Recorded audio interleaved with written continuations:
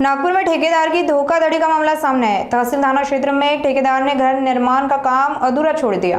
आरोप है कि ठेकेदार ने करीब 5 लाख रुपए का ठेका लेकर 4,92,000 रुपए वसूल के, लेकिन पूरा काम नहीं किया। करीब 75,000 रुपए का काम अधूरा छोड़कर आरोपी फरार हो गया। पीड़ित की शिकायत पर पुलिस ने मामला दर्ज कर जांच शुरू कर दी है। तहसील पोलीस स्टेशन येथे अपराध क्रमांक 157/2026 कलम 316(2) भारतीय न्याय संहितेनुसार गुन्हा दाखल करण्यात आलेला आहे।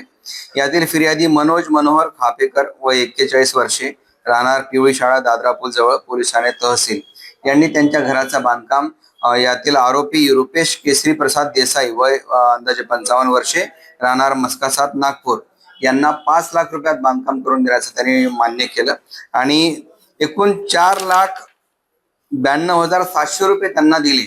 त्यांनी काम अर्धवटच ठेवून काम पूर्ण न करता अचानक काम बंद केलं आणि मग टाळाटाळ करायला लागले।